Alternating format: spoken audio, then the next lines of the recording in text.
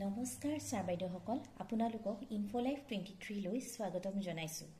আপোনালোকে ইতিমধ্যে অৱগত যে ইনফোলাইফ 23 আপোনালোকৰ সহায় হোৱাকৈ সকলো ধৰণৰ চৰকাৰী নিৰ্দেশনা আপোনালোকৰ ওচৰত যুগুত কৰি অহা হৈছে। হেহে যদি আপুনি ইউটিউবত আমাৰ চেনেললৈ নতুনকৈ আহিছে তেন্তে চেনেলটো সাবস্ক্ৰাইব কৰিব আৰু যদি ফেসবুকত আপুনি আমাৰ ইনফোলাইফ 23 পেজখনলৈ নতুনকৈ আহিছে তেন্তে পেজখন ফলো কৰি ৰাখিবলৈ অনুৰোধ জনোৱা হ'ল।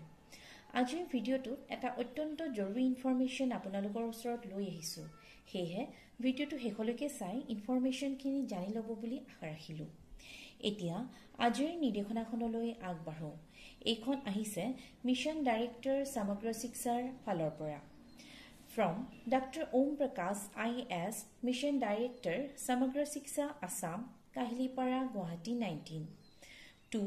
Additional District Commissioner Education all districts, Inspector of Schools all districts, District Elementary Education Officer all districts, District Mission Coordinator all districts. Yar subject to hoise updations of region of absence and AI enrollment of newly enrolled students and staff. Yat likhise, Sir, Madam, with reference to the subject cited, I wish to inform you that the Department of School Education's Government of Assam has mandated the tracking of daily attendance for both teachers and students through Shiksha Setu effective April 1, 2024. The teachers engaged in elections duty, examinations duty, training, etc. must update their reasons for absence by uploading a copy of the duty, training, meeting order letter. Failure to do so will result in their absence being recorded. The workflow for updating the reasons for absence is attached herewith for circulations among the schools. 2. It is observed that data entry for new students at Kalsreni Class 1 are going on in schools along with the additions of new teachers. Since daily attendance for students and teachers is mandatory from April 1, 2024. The AI enrollment of all newly added students and teachers must be completed by March 31, 2024. 3. Furthermore, there are discrepancies regarding teaching and non-teaching staff in the Shiksha Setu portal.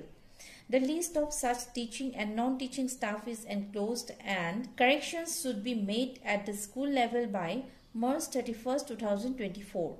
No changes will be allowed from April 1, 2024 and corrections facilities will only be available at the district level. Yours faithfully signed by Om Prakash, Mission Director, Samagra Shiksha, Assam. এই নিৰ্দেশনাখনৰ পৰা আমি অৱগত হ'ব পাৰিলো যে অহা 1 এপ্ৰিল 2024 পৰা শিক্ষা সেতুত শিক্ষক শিক্ষয়িত্ৰীসকলৰ আৰু ছাত্ৰ-ছাত্ৰীৰ দৈনিক উপস্থিতি পৰ্যবেক্ষণ কৰা হ'ব। হেহে ইলেকশন ডিউটি বা এক্সামিনেশনস ডিউটি বা যিকোনো ট্ৰেইনিঙৰ বাবে বিদ্যালয়ত শিক্ষক উপস্থিতি থাকিব নোৱাৰিলে তাৰ কাৰণ শিক্ষা সেতুত আপলোড কৰিব লাগিব। তাৰ বাবে এই সমূহৰ অৰ্ডাৰ কপিখনো দিব লাগিব।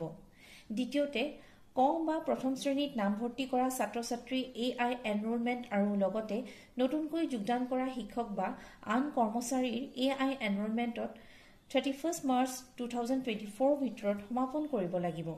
তৃতীয়তে বিদ্যালয়সমূহত কৰ্মৰত টিচিং আৰু নন টিচিং ষ্টাফৰ ক্ষেত্ৰত কিছু বিসংগতি পৰিলক্ষিত কৰা হৈছে। এইসমূহ অহা 31 মাৰ্চৰ ভিতৰত বিদ্যালয় পৰ্যায়ত শুধৰণি কৰি ল'ব লাগে। যিহেতু তাৰ পাছত বিদ্যালয় লগইনত তাৰ শুধৰণি কৰিব নোৱাৰিব।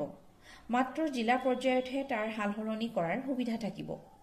হেহে সকলো বিদ্যালয়ে অহা 31 মাৰ্চ 2024 ভিতৰত উপৰোক্ত তথ্যসমূহ পৰীক্ষা কৰি সঠিক কৰি ল'ব লাগে। আজিৰ ইনফৰমেশন ইমানেই। যদি এই ইনফৰমেশনখিনি আপোনালোকৰ বাবে লাভদায়ক হোৱা বুলি ভাবিছে তেন্তে ভিডিওটো লাইক কৰি আপোনাৰ বন্ধু-বান্ধৱীসকলৰ লগত শ্বেয়াৰ কৰি দিব। চাই থাকিব ইউটিউব আৰু ফেসবুকত ইনফোলাইফ 23। ধন্যবাদ।